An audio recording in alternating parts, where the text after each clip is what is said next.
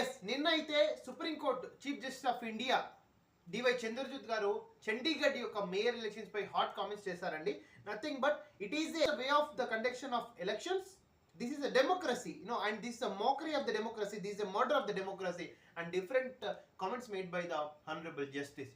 ఎందుకంటే మనం చండీగఢ్లో చూస్తూనే ఉన్నాము, ఆప్ ఎమ్మెల్యేల యొక్క అంటే ఆప్ యొక్క కౌన్సిలర్లను వాళ్ళ ఓట్లు ఇన్వాలిడ్ చేసి ఒక బీజేపీ యొక్క కౌన్సిలర్ని చండీగఢ్ మేయర్గా డిక్లేర్ చేయడము ఇట్స్ ఎన్ ఇన్వాలిడ్ ఎలక్షన్స్ అనేది సుప్రీంకోర్టు అభిప్రాయపడింది. 100% ఈ ఎలక్షన్స్ అనేటివి, ఈ జడ్జిమెంట్ అనేది మిగతా జడ్జిమెంట్లు article and amendment 73rd and 74th of amendment of Indian constitution ప్రకారము లోకల్ బాడీస్లో కూడా ఒక ఎగ్జిక్యూషన్ ఎలక్షన్ ప్రాసెస్ అనేది చాలా స్ట్రిక్ట్గా ఉండాలి. Otherwise the judiciary either apex courts like high court or supreme court will interfere and will do the proper justice అని తెలియజేసుకుంటాను. ఇట్లు మీ డాక్టర్ కె రాజేష్ కుమార్.